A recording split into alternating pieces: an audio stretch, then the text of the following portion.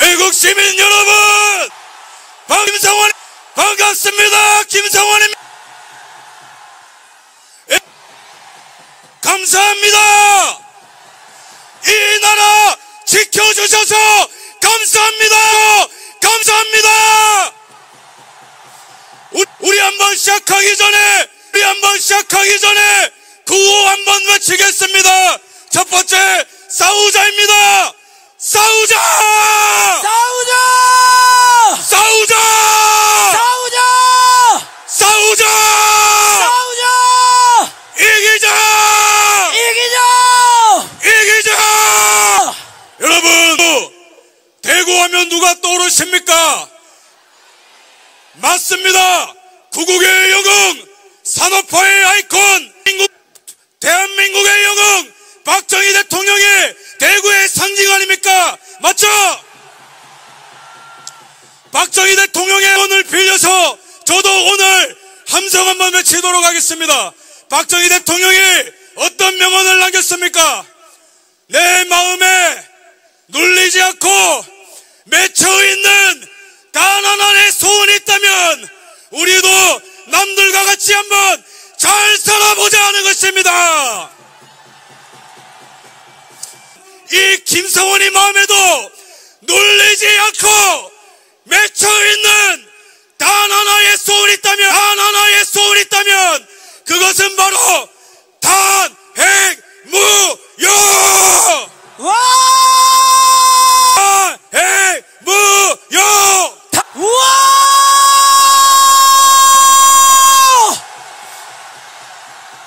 여러분, 제가 단언컨대 이 국민무효 여기에 깔려있는 의미가 무엇입니까? 복종이냐 자유인이냐 노예인이냐 하는 것입니다.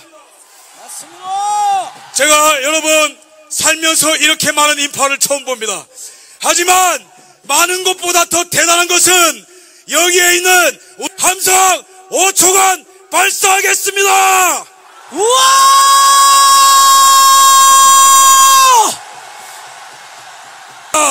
멋진 애국 각성 공격될 것입니다. 이 애국 운동을 주목하고 있습니다. 위대한 일들을 시작한 것입니다. 여기죠. 맞습니다. 그 무엇보다도 가장 중심에 서서 싸운 분이 누구입니까? 을 잡아내기 위해 반국가 세력을 일거에 척결하기 위해 목숨 걸고 계엄령을 선포했고 그것이 우리를 깨운 것입니다. 그런 의미에서 웃습니다. 그런 의미에서 우리의 자유의 아이콘, 주권의 아이콘, 정의의 아이콘 윤석열 대통령을 연호를 할 것인데 제가 윤석열 할 때마다 저와 동시에 외쳐주십시오. 알겠죠? 윤석열! 윤석열! 윤석열! 윤석열! 윤석열! 윤석열! 윤석열! 윤석열! 윤석열! 윤석열! 윤석열! 윤석열! 다섯 번 더! 윤석열! 윤석열! 윤석열! 윤석열! 윤석열! 여러분 감사합니다. 이 외침이 분명히 윤석열 대통령에도 들릴 것입니다. 여러분, 여전히 저희는 만족을 모릅니다. 왜죠? 여전히 탄핵이 기각 안 됐기 때문이죠. 우리는 끝까지 싸울 것입니다. 우리는 이길 때까지 싸울 것입니다. 그렇다면 이 탄핵 사건, 물론 우리는 대통령 탄핵 기각을 위해서 싸워야 됩니다. 하지만 나라에서 살겠냐는 거예요. 여러분, 이재명의 대한민국 원하십니까? 아닙니다. 윤석열의 대한민국 원하십니까? 맞습니다. 여러분, 제가 현실 직시를 위해 팩트를 말씀드리겠습니다. 여러분, 이재명의 대한민국이 되면 어떤 현상이 나타납니까? 중국 간첩들이 바글바글 할 겁니다. 여러분, 전 세계에 중국의 선전을 위해서 흩어져 있는 공자학원이 전 세계에 흩어져 있는 거 아시죠? 근데 전 세계에 공자학원이 가장 많은 나라가 어딘지 아십니까? 이 대한민국에 공자학원이 가장 많이 있습니다. 중국이 감히 이 멋진 나라 대한민국을 속국하기 위해서 이런 버러지 같은 행동을 하고 있는 거예요. 근데 민주당은 뭐 했습니까? 간첩을 때려잡아도 모자랄 시간에 간첩, 이거는요 대한민국 국민을 향한 역적행위인 것입니다. 1년에 우리 군사 기밀을 중국이 빼내기 위해서 중국이 몇 회나 해킹 시도하는지 아세요? 지난 4차간 대한민국의 기업 기밀이 작년에 100건 가까이 유출됐는데 그 중에 75%가 중국으로 간다고 한 것입니다. 8년부터 2022년까지 우리나라의 기업 기밀이 100건 가까이 또 중국에 유출됐어요. 이것뿐만 아닙니까?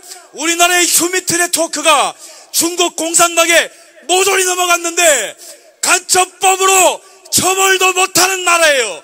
왜 그렇습니까? 중국 공산당의 이중대인 당이 여적죄를 저지른 것입니다. 자, 외칩시다. 민주당은 해체하라입니다.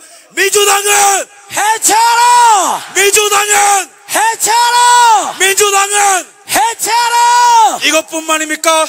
문재인이 빛천조 시대를 열었어요. 근데 이재명이 대통령이 되면은 이 나라는 베네수엘라처럼 될 겁니다. 1인당 25만원씩 2천조 3천조가 되고 말이죠. 국방배수의 주적이라는 개념이 없어질 겁니다. 중국의 쎄쎄, 대만의 쎄쎄 이런 걸 하면서 대한민국을 거덜낼 사람이 이재명의 대한민국입니다. 요약하면은 우리 무조건 이겨야 된다는 거예요. 만약에 그렇지 않으면 이 나라는 친중 사회주의 독재 국가로 전락하는 것입니다. 하지만 이 반대편에 또 다른 대한민국은 윤석열 대통령이 이끄는 자유대한민국이 있기 때문에 그렇습니다. 우리에게 희망이 있습니다. 왠지 아십니까? 이 반대편에 또 다른 대한민국이 있기 때문에 그렇습니다. 최대 규모 윤석열! 대한민국의 GDP 10조를 갉아먹고 1년간 일자리 17만 개를 없애는 민노총이 국가의 적인 거 아시죠? 근데 윤석열 대통령 피 흘리면서까지 민노총과 싸워서 무려 조합원 숫자 22만 명 제거! 뭐예요? 부정선거 척결을 위해 선관위를 뜯어고치겠다고 목숨 걸고 계엄령 선포! 그러면은 생존이냐 죽음이냐입니다. 하지만 우리가 옛날 같았으면은 힘들었겠죠. 그러나 여기 있는 왜 언론도 우리 편이 아니에요. 수사기관도 우리 편이 아니에요. 정당도 우리 편이 아니에요. 사법부도 타락했어요. 하지만 우리에게 남은 가장 강력한 힘, 그것은 바로 여기 바로 모여있는 애국 시민 여러분이 있기 때문에 우리는 승리하게 될 것입니다. 승리를 원한다면 전방을 향해 함성 3초 발사!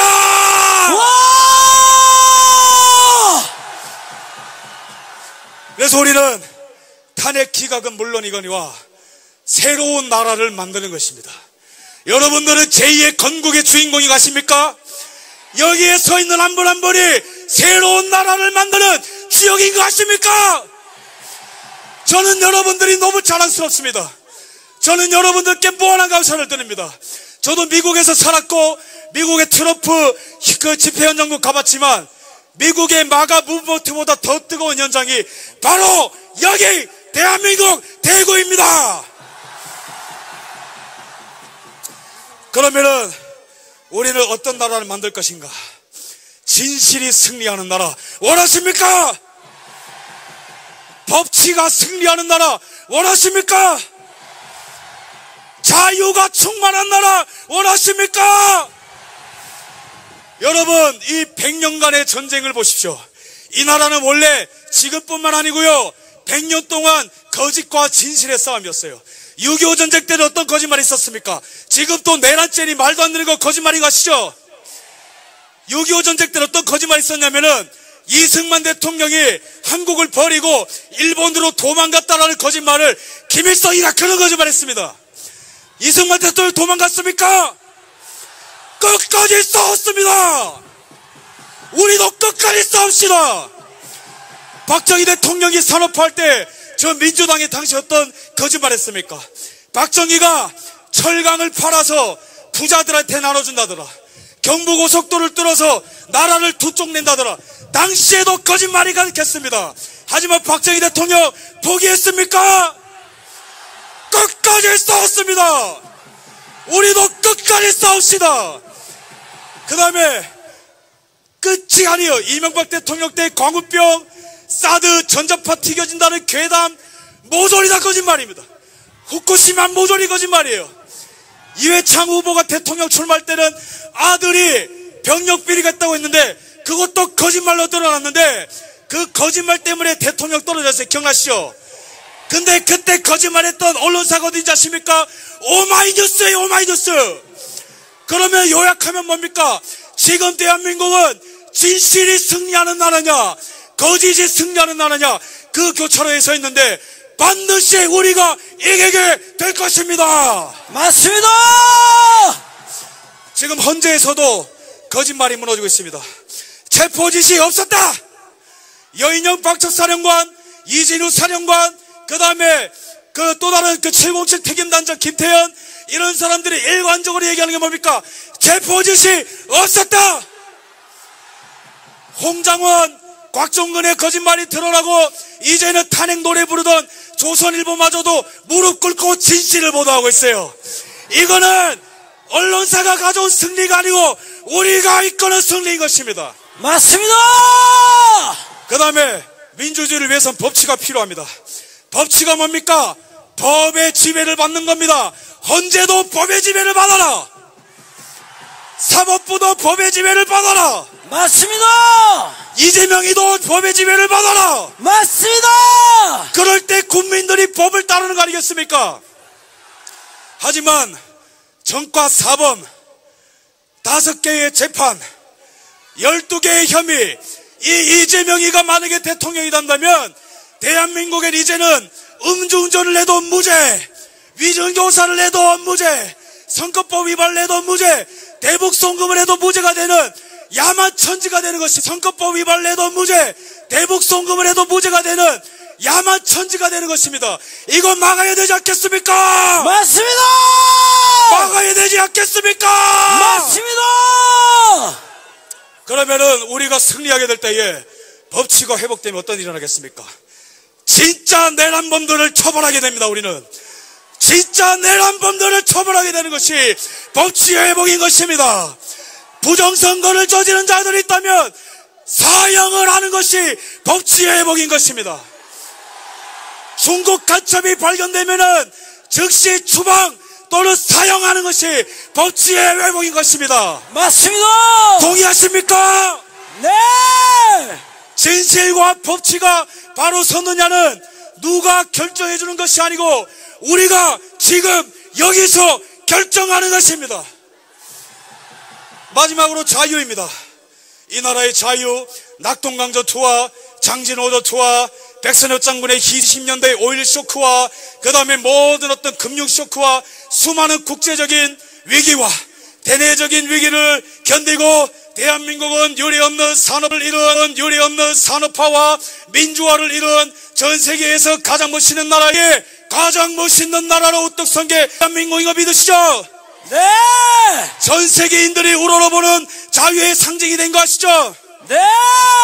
이제는 우리가 자유가 위협받는 이때에 피 흘리기까지 싸워서 우리 후손에게 자유를 물려줍시다. 끝으로 박정희 대통령의 명언을 소개하고 저는 내려가도록 하겠습니다. 무엇입니까? 만약에 우리의 후손들이 박정희 대통령 시점에서 말한 거예요. 만약에 우리의 후손들이 지금 현재를 살아가는 박정희 나와 우리에게 그대는 나라와 민족을 위해서 무엇을 했느냐고 묻는다면 우리는 정정당당하게 조국 근대화의 신앙을 갖고 일하였노라고 말하자라고 얘기했습니다. 그것처럼 우리는 어떻게 얘기해야 됩니까? 만약에 저와 여기 있는 우리 여러분들에게 미래의 후손들이 선배님들은 이 나라 있습니까? 물어볼 때에 우리는 당당히 얘기합시다. 후손들이여, 우리는 싸웠노라 당당하게 말합시다. 싸우자!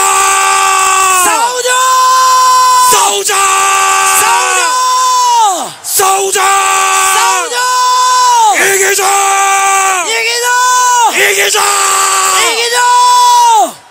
우리의 이 함성은 영원토록 대한민국의 메아리처럼 울려 퍼질 것입니다. 감사합니다.